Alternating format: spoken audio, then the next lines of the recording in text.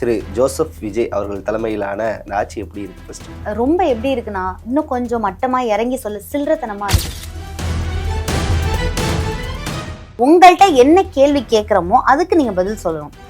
கரூர் கம்பெனிங்கிறது அப்ப நாங்க திருப்பி சங்கி அமைச்சர்னு தான் சொல்லுவோம். மாண்புமிகு சங்கி அமைச்சர் மன்னிக்கணும், மாண்புமிகு எரிசக்தி துறை அமைச்சர் அதாவது திமுகவும் பாஜகவும் இணையறதுக்கான வாய்ப்பு இருக்கு. எப்படி அவரோட RSS மூல மோப்ப முடிச்சிருச்சு அத. நீங்க அவர் பேசுறதை கேட்டுட்டு கை தட்டிட்டு பாட்டு பாடிக்கிட்டு நடந்தால் மழை, எழுந்தால் புயல், பறந்தால் அதுன்னு நீங்க பேசிட்டு போறது நடக்கல. உள்ள பாடல் போட்டி எல்லாம் இன்னைக்கு மகளிர் உரிமை தொகையாக இருக்கட்டும், இன்னைக்கு மாத்தி மாத்தி வெற்றி வெற்றி வெற்றி வெற்றி வெற்றி நீங்க 1000 திட்டம் வைக்கிறீங்களே. இல்ல இல்ல வெற்றி வெற்றின்னு சொல்லுங்க. திமுக ஆட்சியில அதிமுக ஆட்சியில வந்து 6 சிலிண்டர் தரேன்னு சொன்னவரு இப்ப நான் 3 சிலிண்டர் தருவேங்கிறாரு. மேலும் எப்படி கொண்டு போறாருன்னா 2.5 அதாவது 2.5 லட்சம் ரூபாய்க்கு ஆண்டு வருமானத்திற்கு கம்மியாக இருப்பவர்களுக்கு உங்க மகளிர் உரிமை தொகை மாதிரி இல்ல இல்ல உரிமை தொகை எப்படி தகுதி தொகையா மாறுச்சு அது மாதிரி இவங்க தகுதி உள்ள ஆட்களுக்கு மாறுறாங்க. நான் சொல்றத நீ ஆப்போசிட்ல இருந்து விவாதம் பண்ணக்கூடாது. அதாவது நான் ஒண்ணு பேசுவேன், அதுக்கு வந்து நெறியாளர் முத்து என்ன கேள்விலாம் கேட்கக்கூடாது. புரியுதா? நான் மட்டும் தான் பேசுவேன்.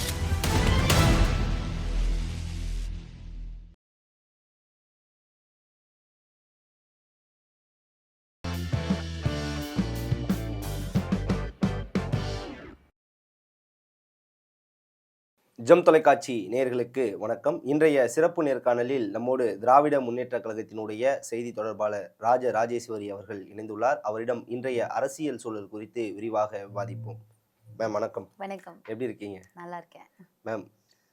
திரு ஜோசப் விஜய் அவர்கள் தலைமையிலான இந்த தமிழக அரசு 100 நாளை கடந்து ஆட்சி செஞ்சுட்டு இருக்காங்க. இந்த ஆட்சி எப்படி இருக்கு? ஃபர்ஸ்ட் ரொம்ப இழிவா எப்படி ஆட்சி செய்யலாம், அதாவது இதற்கு முன்பாக நிறைய பேர் ஆட்சி செஞ்சுருக்காங்க. நான் சொல்கிறது apart from what they are doing, அவங்க என்ன பண்ணியிருக்காங்க என்ன பண்ணலைங்கிற கொள்கை விவரங்கள்லாம் தாண்டி ஒரு சரியான ஒரு முறையில் இவங்களுடைய விவாதங்களே இல்லை. ரொம்ப எப்படி இருக்குன்னா, இன்னும் கொஞ்சம் மட்டமாக இறங்கி சொல்ல சில்லறத்தனமாக இருக்குது. அவங்களுடைய விவாதங்களாக இருக்கட்டும், பேச்சுக்களாக இருக்கட்டும், ப்ரொவோக் பண்ணுற மாதிரியே பேசுகிறாங்க. அதாவது எப்படின்னா, நான் உங்கள்கிட்ட இப்போ நீங்க உங்களுடைய பெயர் என்ன தோழர்? முத்து. முத்து அப்படிங்கிற ஒரு தோழர்கிட்ட உங்கள்கிட்ட இருந்து நான் ஒரு கேள்வி கேட்குறேன்னா அதற்கான பதிலை நான் சொல்ற மாதிரி இருந்தால் தான் இந்த விவாதங்கள் சரியா போகுங்கும் பொழுது, சட்டமன்றத்தை யாராவது பார்த்தாங்கன்னா என்ன இந்த சமூகம் கத்துக்கும் அப்படின்னா, எப்படி ஃப்ரேமிங் பண்றது, எப்படி வந்து மற்றவங்களை ப்ரொவோக் பண்ணி விடுறது, எப்படி வந்து ஃபேக் மனிப்புலேஷனை இந்த சொசைட்டியில் செட் பண்ணுறது, எப்படி நம்ம ஒன்றுமே பண்ணலைனாலும் வெறும் வாய் உதார வச்சே பெருசா வந்து ஒரு விஷயத்த சாதிச்ச மாதிரி காட்டுறது அப்படிங்கிற. ஏன்னா இன்னைக்கு நமக்கு தேவையான தண்ணி வரல, நமக்கு விவசாயிகளுடைய பயிர்க்கடன் தள்ளுபடிங்கிற ஒரு விஷயம் இருக்கு. இன்னைக்கு குறுவை சாகுபடியில பயங்கர தொய்வு இருக்கு. இன்னைக்கு பால் உற்பத்தி விலை வந்து உயர்த்த சொல்லி இன்னைக்கு அவர்கள் போராடுறாங்க. தூய்மை பணியாளர்கள் ரோட்ல நின்று போராடிட்டு இருக்காங்க. இத்தனை விஷயங்கள் இங்க நடந்துகிட்டு இருக்கும் பொழுது இது அப்படி ரொம்ப எனக்கு such a privilege he is having அப்படின்னு தோணுது. ஓகே, நீங்க இவ்வளவு விஷயங்கள் சொல்றாங்க. கடந்த திமுக அரசுல கூட தான் தூய்மை பணியாளர்கள் போராடினாங்க, ஆசிரியர்கள் போராடினாங்க. அப்பெல்லாம் என்ன பண்ணீங்க அப்படிங்கிற ஒரு கேள்வி ஒண்ணு இருக்கு. இதுதான் நான் சொல்றேன். இப்போ நீங்க என்ன பண்ணீங்க அப்போ? அதாவது விஜய் அவர்கள் என்ன பண்ணாரு? தூய்மை பணியாளர்கள் போய் உட்காந்து அவங்கள பனையூருக்கு வர, அதாவது யார் எல்லாரும் போராட்ட இடத்துக்கு தலைவர்கள் வருவாங்க. இவர் என்ன பண்ணாரு?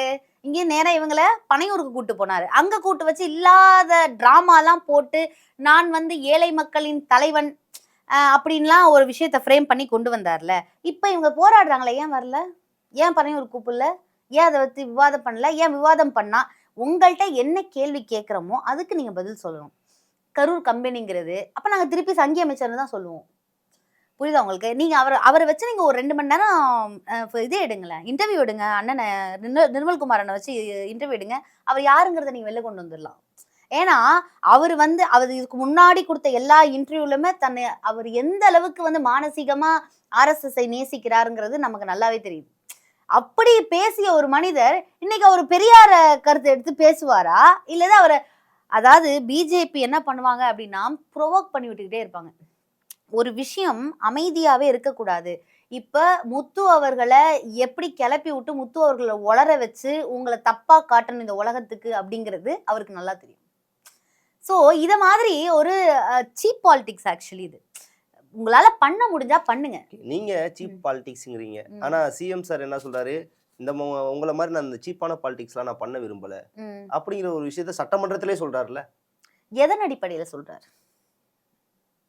இப்ப அது ஒரு ரொம்ப முக்கியமான ஒரு கேள்வி. நான் என்ன சொல்றேன்னா, நாங்க ஒரு விஷயத்துக்காக கேட்கிறோம் அப்படின்னா நீங்க அதுக்காக பதில் சொல்லுங்க. பதில் தெரியலன்னா எனக்கு பதில் தெரியல அப்படின்னு சொல்லுங்க. இப்ப இந்த பாரதிதாசன்ங்கிற ஒரு பையன் அம்பேத்கர் அயலக திட்டத்தின் கீழே மேலே அங்கே போய் படிச்சுட்டு இருக்காங்க. அவங்க பணம் கேட்கிறார்கள் அப்படிங்கும் பொழுது எனக்கு தேவையான அந்த நிதி வேணும்னு கேட்கும் பொழுது உண்மையிலே வன்னியரசு அண்ணன் வந்து அந்த பையன் இன்னும் எந்த கோட்டிங்ஸுமே கொடுக்கல, அவருக்கு எவ்வளவு செலவானுச்சுன்னு கொடுக்கல, மேலும் வந்து அவர் அதிகமாக கோருகிறார் அப்படின்னு 1008 கம்ப்ளைண்ட்ஸ் வந்து வன்னியரசு அண்ணன் வச்சுட்டு இருக்காரு. நான் என்ன சொல்றேன், ஒரு மாணவனுக்கு ஒரு பிரச்சனை, அவன் சரியா இருக்கான் தப்பா இருக்கான் அப்படி இருக்கான் இதெல்லாம் செகண்டரி. கூப்பிட்டு நேரடியாக என்ன பிரச்சனை இருக்குது, இதில் நீ எவ்வளவு செலவு பண்ணியிருக்கங்கிறத ஒரு விஷயத்த பேசுறதுக்கு ஒரு சாதாரண ஃபோன் கால் போதும். நம்ம என்ன 1960 வாழ்ந்துகிட்டு இருக்கோம். இப்ப மெயில் பண்ணா வரப்போகுது, எடுத்து என்னன்னு சொல்றதை விட்டுட்டு அதாவது அந்த சமூகத்தில் இருப்பவர்களுடைய பிரதிநிதியா இருக்கும் பொழுதே ஒருவர் இப்படி பேசுறாரு அப்படிங்கும் பொழுது ரொம்ப ஆச்சரியமா இருக்கு. இந்த என்ன அறிவாலயத்துக்கு வெள்ளை அடிப்போம், யாரு நம்மளுடைய நிர்மல்குமார் வெள்ளை அடிச்சு வாடகை கொடுவோம், இந்த மாதிரி அறிவாலயத்தினுடைய செங்கலை தூக்குவேன்னு சொன்ன அண்ணாமலை அண்ணன் எங்க போனாரு, பிஜேபி விட்டே போயிட்டாரு. அதாவது அறிவாலயத்தின் மீது கை வச்ச, அறிவாலயத்தில் மீது வாய் வைத்து பேசியவர்கள் எல்லாம் வந்து இன்னைக்கு அவர் வந்து பிஜேபியில இல்லை, அவர் ஒரு வீத லீடர்ஸ்னு ஒரு பாலிட்டிக் பார்ட்டி ஆரம்பிச்சு அவர் போயிட்டாரு. அடுத்த அழிவு வந்து நிர்மல்குமார் அண்ணனுக்கு தான் அப்படின்னு தான் தோணுது. ஓகே மேம், இப்போ சட்டசபை வந்து தொடர்ந்து நடந்துட்டு வருது. இந்த சட்டசபையை பார்த்து என்ன தோணுது உங்களுக்கு? ஃபர்ஸ்ட் அது ஒரு விஷயம்.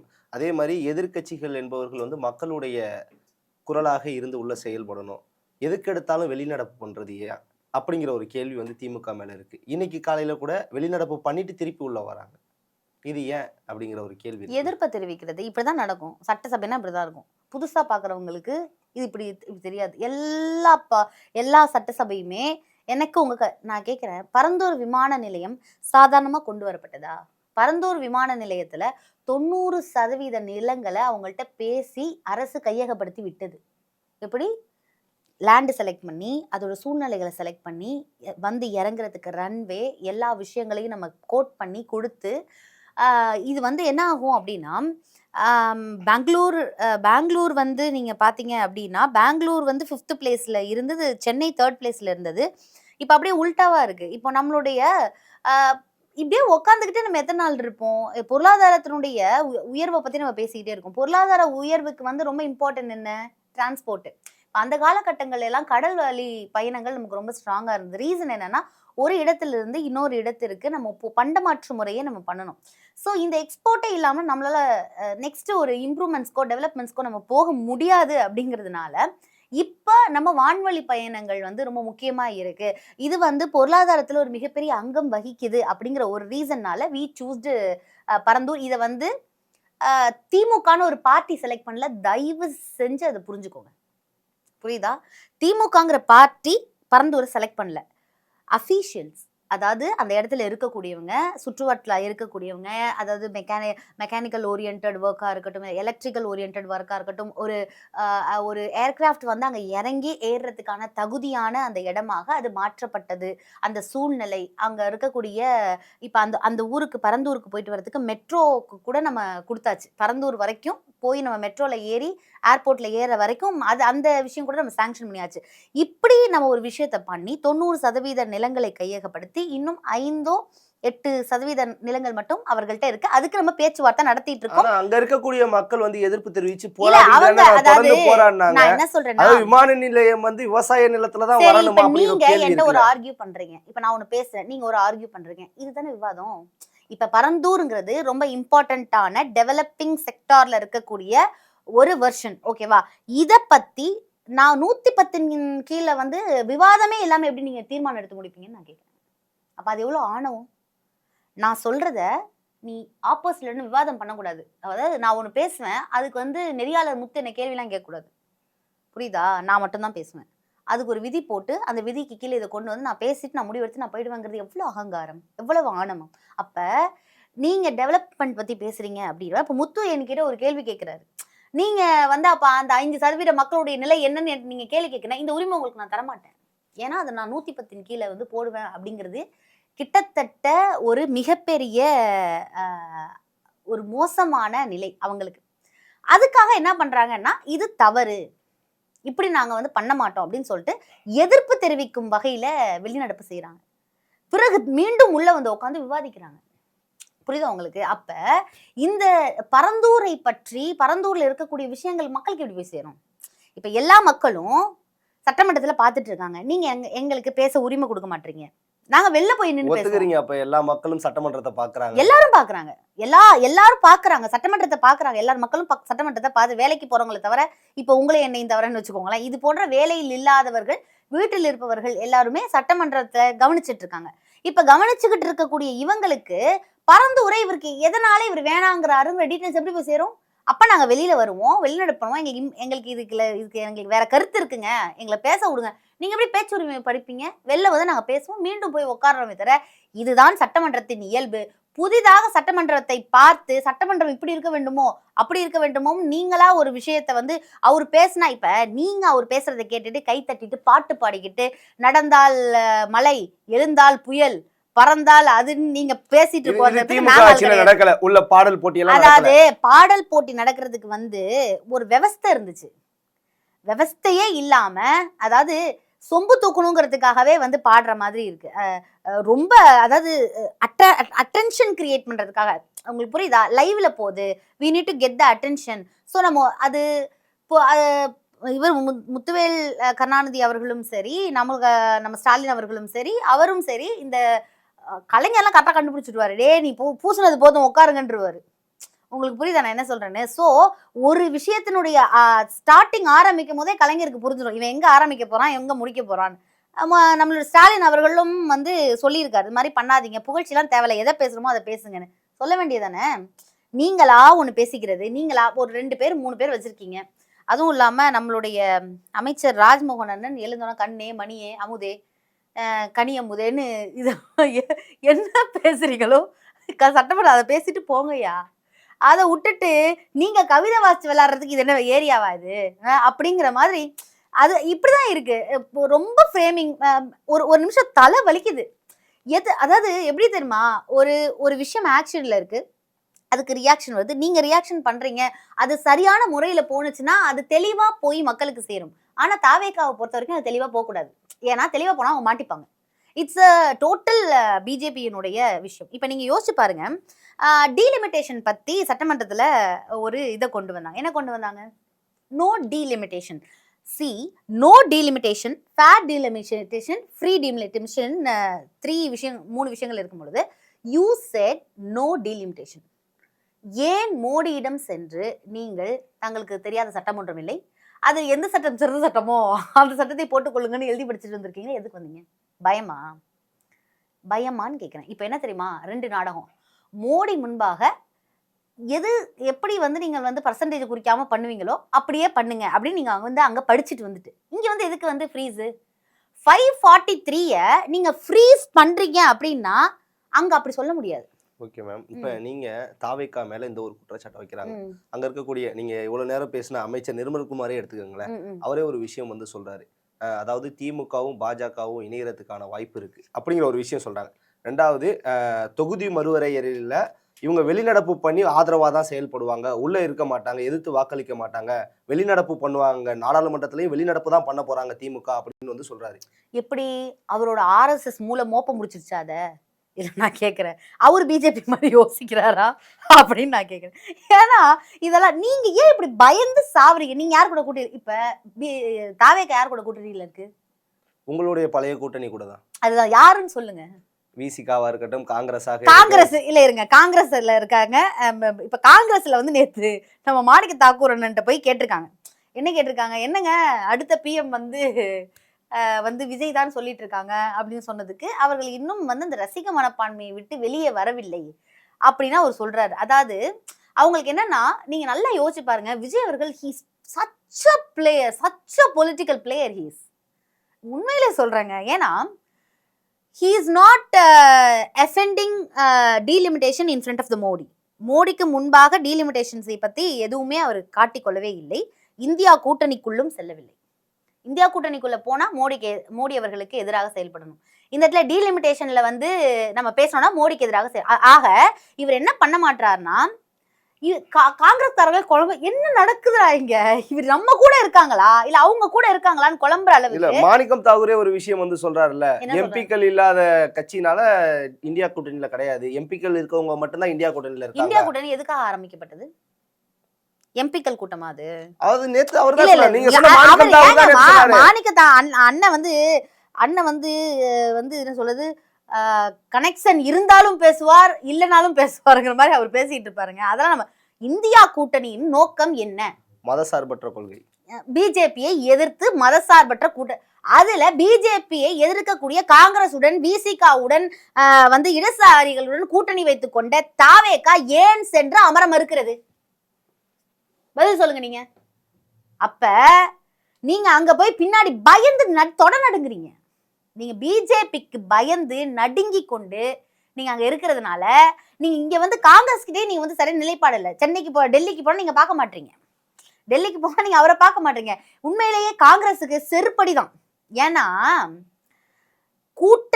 கூட்டணிக்கு நீங்கள் செய்த துரோகத்தை அதே மாதிரி ஒரு கூட்டணி தான் உங்களுக்கு அந்த துரோகத்தை செஞ்சுக்கிட்டு இருக்கு. ஏன்னா உங்களை பிஎம் ஆக ராகுல் காந்தி அவர்களை வந்து பிஎம் கேண்டிடேட் அப்படின்னு அனௌன்ஸ் பண்ணது முத்துவேல் கருணாநிதி ஸ்டாலின் அவர்கள் இந்தியா கூட்டணியினுடைய கூட்டத்துல. அங்க யாரை வேணா அனௌன்ஸ் பண்ணிருக்கலாம். ஏன் அவருக்கு அந்த தகுதி இல்லையா? அவருக்கு இருக்கு, நம்மளுடைய ஸ்டாலின் அவர்களுக்கு இருக்கு. ஏன்னா அவர் போடப்பட்ட ஒவ்வொரு திட்டங்களும் இன்னைக்கு இந்தியா முழுவதும் இருக்கு. இன்னைக்கு மகளிர் உரிமை தொகையாக இருக்கட்டும், இன்னைக்கு மாத்தி வெற்றி வெற்றி வெற்றி வெற்றி வெற்றி நீங்க 1000 திட்டம் வைக்கிறீங்களே. இல்ல வெற்றி சொல்லுங்க. திமுக ஆட்சியில அதிமுக ஆட்சியில வந்து இல்ல எவ்வளவு புதிய திட்டம் நாள் முதல் நீங்க சொல்லுங்க. மகளிர் உரிமை தொகைங்கிறது புதிய திட்டம், விடியல் பயணம் புதிய திட்டம், நான் முதல்வன் புதிய திட்டம், தமிழ் புதல்வன் திட்டமா இருக்கட்டும், இல்ல மகளிருக்காக அது ஸ்கூல்ல கொடுக்குற 12 வயது குழந்தைங்களுக்கு கொடுக்கறதா இருக்கட்டும், இது போன்ற பல புதுமை பெண் திட்டமா இருக்கட்டும், புதிய படைப்பகம், அதாவது லைப்ரரிஸ், எவ்வளவு லைப்ரரிஸ் தெரியுமா? அதாவது இலக்கியவாதிகள்லாம் ஒரு இன்டர்வியூல சொன்னாங்க, இது வந்து ஒரு இலக்கிய புரட்சி நடந்தது, இந்த 2021 ஒரு இலக்கிய புரட்சியே நடந்தது மாதிரி இருக்கு எங்களுக்கு. அவ்வளவு புத்தகங்கள், அவ்வளவு. ஸோ இப்படி நம்ம கொண்டு வரோம். ஸோ அவருக்கு அந்த நான் சொல்றது நம்ம முத்துவேல் கருணாநிதி ஸ்டாலின் அவர்களுக்கு இந்தியா கூட்டணியின் தலைவராவதற்கு அவருக்கு அந்த இது இருக்கு. பட் இருந்தாலும் இவர் தான் வந்து எதிர்காலத்தினுடைய பிரைம் மினிஸ்டர் கேண்டிடேட்னு அவர் சொன்னாரு. அவர் உங்களை கையை கட்டினாரு. இன்னைக்கு நீங்க நைட்டோட நைட்டா போர்வையை போத்திட்டு ஓடுனீங்கல்ல ஒருத்தவங்கள்ட்ட, அவங்க என்ன பண்ணாங்க, உங்களை வச்சு நாங்க தான் பிஎம் கேண்டிடேட்டுங்கிறாங்க. அதுக்கு நம்ம மாணிக்கம் தாக்குறோம்னா என்ன கூட சொல்லுவாங்கன்றாரு அவரு. என்னையா நடக்குதுங்க அப்படின்ற மாதிரி இருக்கு. ஓகே, இப்ப கடந்த திராவிட மாடல் ஆட்சியில பல திட்டங்கள் வந்து கொண்டு வந்தாங்க அப்படிங்கிறாங்க. இப்ப விமர்சனமே வந்து திமுகவோட திட்டங்கள் எல்லாத்துலயும் வந்து தாவேகா வந்து ஸ்டிக்கர் ஒட்டுது அப்படிங்கிற விமர்சனத்தை சட்டசபையில வச்சிருக்காங்க. இப்போ பொதுவா திமுக ஆட்சியிலையும் நிறைய திட்டங்கள், அதிமுக ஆட்சியில கொண்டு வந்த பல திட்டங்களுக்கு வந்து ஸ்டிக்கர் ஒட்டிருக்கீங்க. ஒட்டலாங்கிறீங்களா? நான் சொல்றேன், அம்மா பெட்ரோல் பிங்க் பெட்ரோல் ஆச்சு, அம்மா மடிக்கணினி உங்கள் கையில் உலகமாச்சு, ஆடு மாடு வழங்குற திட்டம் அம்மா கொண்டு வந்தாங்க. அது வந்து நீங்க வந்து ஆடு மற்றும் செம்மறியாடுகள் வளர்ப்பு ஊக்குவிப்பு திட்டம் கொண்டு வந்தீங்க. இப்படி நிறைய இருக்கு. ஒரு பெயர் அதாவது ஒரு திட்டம் 2 திட்டம் அம்மாங்கிற பெயர், அதாவது அம்மாங்கிறது இல்லாம அதுக்கு உங்கள் கையில், அதுல எங்க கலைஞரோ உதயநிதி அவர்களோ இல்லது இப்ப வெற்றிங்கிறதுல வடமொழி சொல் தான் விஜய் அவர்களுடைய பெயர் அப்படின்னு நீங்க சொல்றீங்க. இப்ப இவர் கொண்டு வந்த திட்டத்தில் நம்ம புதிதா பாக்குற திட்டம் என்னன்னா, அந்த சிலிண்டர் கொண்டு வந்தாருன்னு சொன்னாரு. சிலிண்டர் இவர் கொண்டு வரேன்னு சொல்லவுமே அங்க வெடிச்சு சிலிண்டர் எவன் வீட்டுக்கு வராத அளவுக்கு பல பிரச்சனைகள் வந்துருச்சு.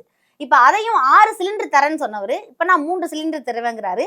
மேலும் எப்படி கொண்டு போறாருன்னா 2.5, அதாவது 2.5 லட்சம் ரூபாய்க்கு ஆண்டு வருமானத்திற்கு கம்மியாக இருப்பவர்களுக்கு உங்க மகளிர் உரிமை தொகை மாதிரி இல்ல உரிமை தொகை எப்படி தகுதி தொகையா மாறுச்சு அது மாதிரி உரிமை தொகை நாங்க எலாபரேட் பண்ணிருக்கோம். புரியுதா உங்களுக்கு? இவரு தெளிவா சொல்றாரு 2.5 லட்சம் கம்மியா இருக்கிறவங்களுக்கு. அதுக்கு இப்ப மகளிர் உரிமை தொகை வருடத்திற்கு 2.5 லட்சம் மிகாமல் இருக்கக்கூடியவர்கள் எத்தனை பேர் வாங்குறாங்க? புரியுதா உங்களுக்கு? இல்ல ஆரம்பத்துல இப்ப இல்ல இல்ல ஆரம்பத்துல ஆரம்பத்துல திமுக அரசு சொன்னது என்ன, மகளிர்களுக்கு உரிமை தொகைனாங்க. ஆனா ஆட்சிக்கு வந்த பிறகு தகுதி தொகையா தான் மாற்றப்பட்டது. அதுவும் 2 வருடங்கள் கழித்து தான் கொடுக்க இல்ல ஆரம்பிச்சீங்க. நான் என்ன சொல்றேன்னா, முதல்ல நீங்க என்ன நினைக்கிறீங்க? இப்ப மகளிர் உரிமை தொகை நாங்க குடுக்குறோம்னா, அவங்க கிட்டக்க போய் குடுக்கறதுக்கு எங்கள்ட்ட என்ன இருந்தது? புரோக்கர் இருக்கக்கூடாது. ஏன்னா புரோக்கர் இருந்தா அவங்ககிட்ட போய் 1000 ரூபாய் சேராது. இவங்கள டிஜிட்டலைஸ் பண்றதுக்கும், ஒவ்வொருத்தவங்களுடைய அக்கவுண்ட் நம்பர் எல்லாத்தையும் நாங்க அதை சரி பண்ணியிருக்கோம். நீங்க ஆக்சுவலி அதுக்கெல்லாம் எங்களை பாராட்டணும். ஏன்னா ஒரு விமனை டிஜிட்டலைஸ்டாக்கு, அதாவது அவங்க கையில ஒரு பணம் போய் சேர்ற அளவுக்கு, அவங்க கையில ஒரு ஏடிஎம் கார்டு அளவுக்கு அவங்க கொண்டு போய் கொடுத்து, அவங்களை இதை டிஜிட்டலைஸ் பண்ணி எத்தனை பெண்கள் ஆஃப்டர் இந்த மகளிர் உரிமை தொகை வந்ததுக்கு அப்புறம் அவங்களுக்கு பேங்க் அக்கவுண்ட் வந்துச்சு தெரியுமா உங்களுக்கு? சோ அதை டிஜிட்டலைஸ் பண்ணியிருக்கோம். முதல் இடத்துல யார் வந்து கீழிருந்து மேல கொண்டு வரப்பட்டது, நிறைய பேர் வாங்கியிருக்காங்க. எங்க வீட்டுல இதற்கு ஓரளவுக்கு வசதியா இருக்கிறவங்க கூட மகளிர் உரிமை தொகையை, அதாவது வசதியா இருக்கிறவங்க ஓரளவுக்கு இவர் சொன்ன மாதிரி மாத வருடத்திற்கு 2.5 கிடையாது. சோ இப்படியாக இவர் கொடுத்திருக்கிறார். இப்ப நீங்க பாருங்க, பட்டுப்புடவை, இந்த பட்டுப்புடவை என்ன சமூக மாற்றத்தை தந்துவிட போகிறது? இந்த தாய்மாமன் மோதிரம் என்ன சமூக மாற்றத்தை தந்துவிட, அதுவும் 9 கேரட்லயோ 12 கேரட்லயோ பண்றாங்களாம். நான் என்ன சொல்றேன்னா, இதில் சமூக அதாவது ஒரு கொள்கையோ ஒரு திட்டமோ எப்படி நிலைத்து நிற்கும் அப்படின்னா, அந்த கொள்கைக்கு பின்பாக ஒரு தனி நபரின் வளர்ச்சி இருக்கணும். இப்ப இன்னைக்கு முத்து இருக்கிறாரு, முத்துவினுடைய அப்பாவினுடைய சூழ்நிலையில் இருந்து முத்து இன்னைக்கு ஒரு இடத்துக்கு வளர்ந்துருக்கிறார். நாளைக்கு முத்து அவர்களுடைய மகன் வேற ஒரு இடத்துக்கு வளர்றதுக்கு தமிழ்நாட்டில் போடக்கூடிய திட்டத்தில் எது உதவுகிறதுங்கிறது தான் இங்க வளர்ச்சியை குறிக்குது. உங்க இப்ப நாளைக்கு உங்க பிள்ளைக்கு வந்து ஒரு மோதிரம் வருது, ஒரு 12 கேரட்ல, அது நீங்க எதுவுமே பண்ண முடியாது. அதை வைத்து நீங்க என்ன பண்ணுவீங்க? உங்களுடைய மனைவிக்கு ஒரு பட்டுப்புடவை, அந்த பட்டுப்புடவை அவங்க கட்டிக்கொள்ளலாம், ஆசைப்படலாம், தப்பு கிடையாது. ஆனா அதை வைத்து அவங்களுடைய முன்னேற்றம்ங்கிறது என்ன இருக்கு? மற்ற ஒரு திட்டத்தின் மூலம் முன்னேற்றம். இப்ப அம்பேத்கர் அயலகத்துல போய் 385 மாணவர்கள் இன்னைக்கு எல்லா இடத்துலயுமே படிக்கிறாங்க. அதாவது ரொம்ப வறுமை கோட்டிற்கும் கீழே இருக்கக்கூடிய மாணவர்கள் போய் படிக்கிறாங்க. அப்ப நம்ம எல்லாத்துல எக்ஸ்போர்ட்ஸா இருக்கட்டும், தோல் தொழிற்சாலையா இருக்கட்டும், எலக்ட்ரானிக்கல், இதெல்லாம் எல்லாத்துலயுமே நம்ம வந்து இம்ப்ரூவ்மெண்ட்ஸை கொடுத்து, அதுக்கேற்ற மாதிரி கல்லூரிகளை கட்டியமைத்து, அதற்கேற்ற மாதிரி இவங்களுக்கு 12வதுல இருந்து அதோட சிஸ்டம் ஃபுல் அண்ட் ஃபுல் மாத்தி, உங்களுக்கு ஒரு சிஸ்டமேட்டிக் டெவலப்மெண்ட் இஸ் டெவலப்மெண்ட். இவருக்கு இருக்கக்கூடிய விஜய் அவர்கள் கொடுக்கக்கூடிய பெரிய ப்ரிவிலேஜா நான் பாக்குறது, உண்மையிலே ஆச்சரியப்படுறேன். உண்மையிலே அதை நினைச்சுதான் அவரோட சாதனையே என்ன தெரியுமா? வாயாலேயே நம்ம வடை சுட முடியும். அதாவது அவர் வந்து நான் பண்ணிட்டேன் அப்படின்னு சொன்னா, எலெக்ஷனுக்கு முன்னாடி விஜய் அவர்கள் பேசின மாதிரியே பேசுறீங்களா? கேட்டுக்கங்க, வாயாலேயே வடை சுட முடியும். இப்ப முத்து அவர்களுக்கு நான் 1 லட்சம் ரூபாய் கொடுத்து விட்டேன் அப்படின்னு சொன்னாரு வச்சுக்கோங்களேன், முத்து அவர்கள் வாங்கினாரா, அதனால பயன் பெற்றாராங்கிறத பத்தி மக்களுக்கு கவலையே இல்லை. முத்து அவர்களுக்கு அதை போய் சேர்ந்துதாங்கிறத பத்தி மக்களுக்கும் அவருக்கும் கவலை இல்லை. கொடுத்துட்டேன், அவ்வளவுதான். கொடுத்துட்டாரு நேஷனல் மீடியா முழுக்க இப்படி பண்ணிட்டாரு அப்படி பண்ணிட்டாருன்னு எங்க பார்த்தாலும் அந்த உங்களுக்கு 1 லட்சம் ரூபாய் அவர் வந்து இது கொடுத்திருக்கிறார் அப்படின்ற ஒரு நியூஸ் வந்து, நான் சொல்றது ஒரு எக்ஸாம்பிளுக்கு, அது கொடுத்திருக்கிறாருங்கிறது இந்த உலகம் முழுக்க, நம்ம இந்தியா முழுக்க பரவும். அதுவும் முக்கியமா நேஷனல் மீடியால தான் ஃபர்ஸ்ட் போறது. அவங்க அங்கிருந்தா இங்க வருவாங்க. அவங்களுக்கு இங்கெல்லாம் பிடிக்காது. அவங்க ஸ்டேட் பிஎம் கேண்டிடேட்டுங்கிறதுனால அங்கிருந்து இங்க வந்து போகுமே தவிர, ஆனால் இதனால் முத்து கிட்ட அது போய் சேர்ந்திருக்கா, முத்து அதனால பலன் அடைஞ்சிருக்காரா அப்படின்னா இல்ல அப்படிங்கிறது தான் உண்மை. ஓகே, உங்க சிறப்பான தகவலுக்கு ரொம்ப நன்றி. நன்றி.